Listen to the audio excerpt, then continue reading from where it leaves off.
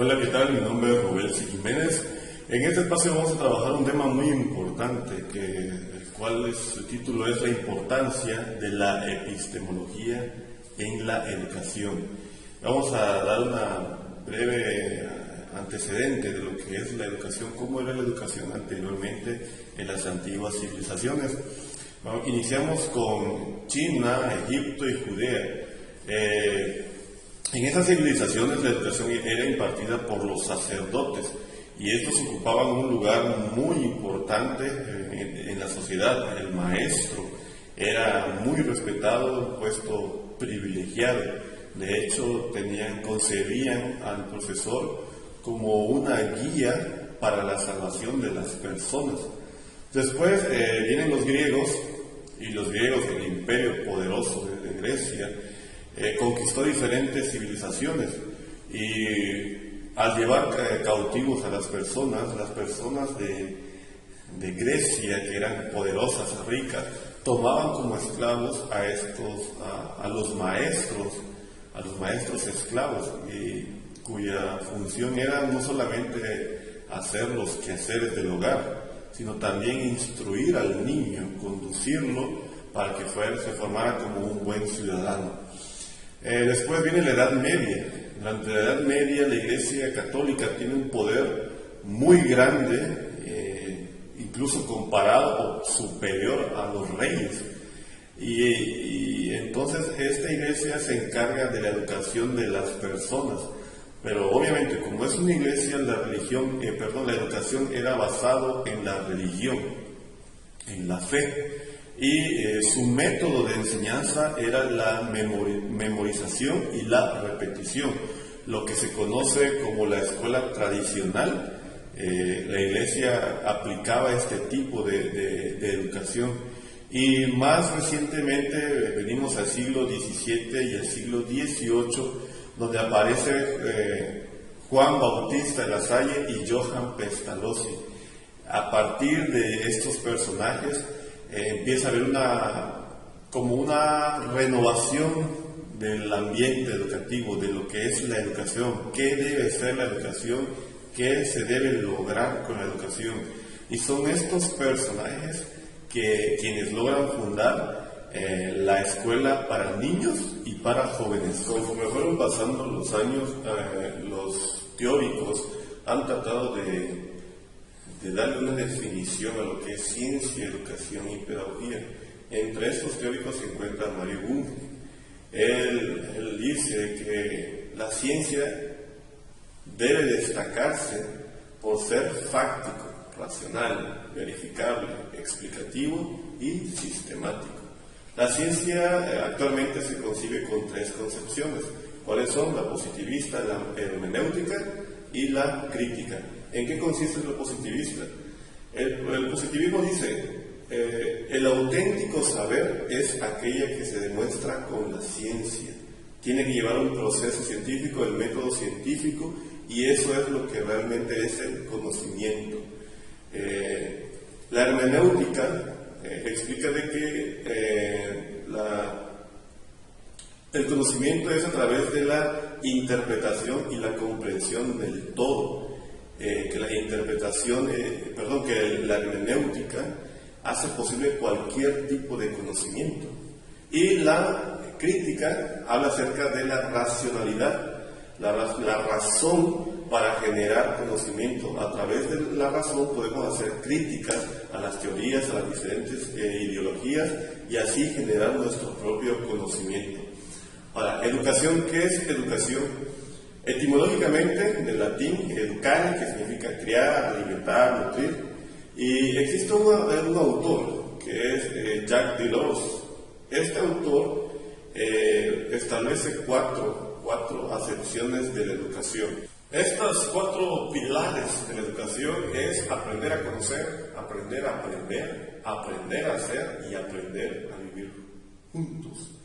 Aprender a conocer, ¿a qué se refiere? A que el individuo debe saber, debe conocer, adquirir los conocimientos que sean necesarios para la vida.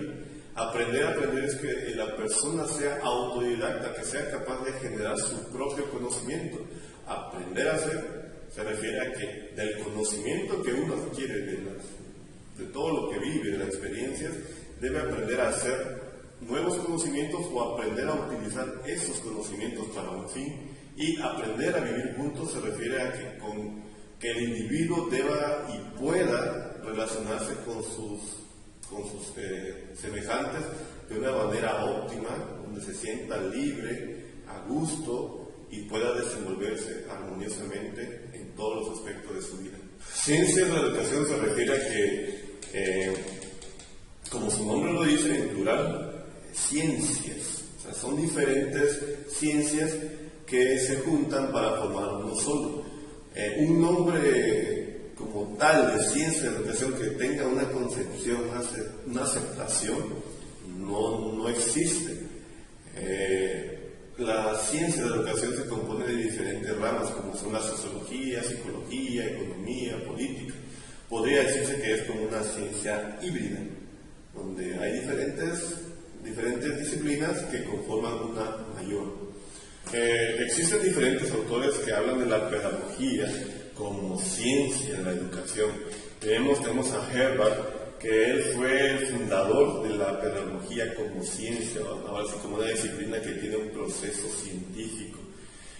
También tenemos a John Dewey, que él dice que la pedagogía es un medio de acción educativa orientada y sustentada en la experiencia.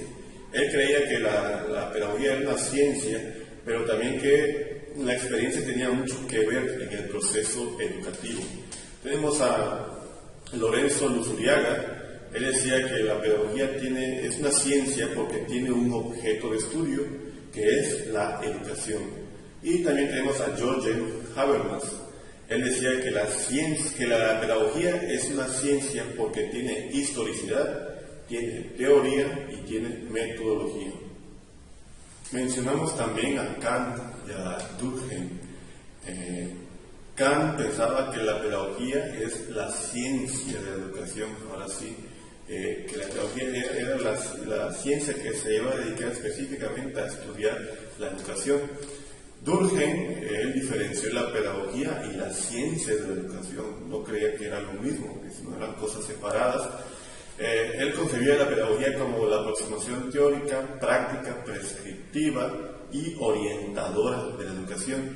En cambio, la ciencia de la educación, él lo concebía como una aproximación descriptiva, científica y disciplinar de la educación.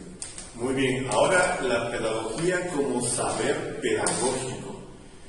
¿Qué es el saber pedagógico? La pedagogía como saber se concebía como que era más amplio aún que el conocimiento basado en el proceso científico.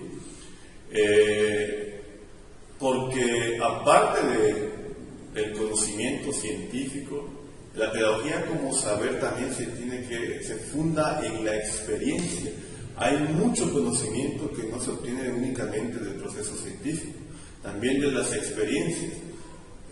Un ejemplo muy fácil sería que un individuo aprende a no utilizar el fuego cuando se quema, porque es algo peligroso, ¿no? Ese es un conocimiento que se obtiene a través de la experiencia y que es muy importante para nuestro crecimiento. Durkheim decía que la pedagogía no era ni ciencia ni arte, era como un término intermedio, como dice el famoso dicho, dice ni muy ni tan, un término medio. La pedagogía como arte de enseñar. La pedagogía anteriormente se concebía como un arte. ¿Qué es un arte? Es una expresión del ser humano, ¿no? Y donde hay un acto generativo de enseñanza, aprendizaje. Bueno, y por último, pero no menos importante, la pedagogía como reflexión sobre la educación. Hay que hacer una pregunta: ¿cuál es el fin de la educación? No sabemos que la educación pues es un proceso de un ser humano que ejerce un conocimiento con una intención de lograr un aprendizaje en otro ser humano. Pero en sí, ¿cuál es el fin? Hay que hacer una reflexión de por qué educar al ser humano. Obviamente la educación, la idea, lo que pretende la educación es transformar al individuo para una mejor sociedad y una mejor persona. Está este autor, Bourdieu, él dice que la pedagogía es una reflexión acerca de la educación del niño y del adulto.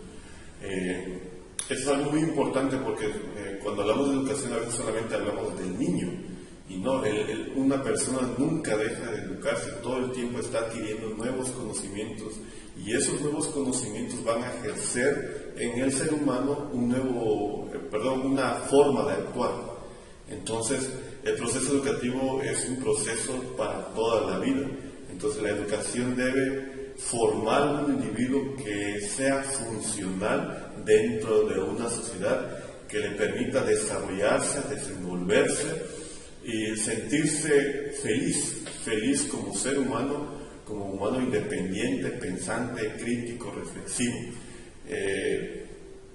Este tema que hemos trabajado es muy importante porque nos hace ver el panorama de lo que es la educación, cuáles son sus orígenes, los procesos que lleva, y hasta hoy en día no hay una conclusión general por todos los autores que digan qué es la pedagogía, qué es la ciencia de la educación, qué son las ciencias de la educación, puesto que cada cabeza es un mundo y cada quien va a tener una idea de acuerdo también a su contexto. Cada autor está contextualizado y cada uno va a opinar de acuerdo a lo que ellos han vivido y cómo perciben el mundo de acuerdo a lo que ellos han aprendido.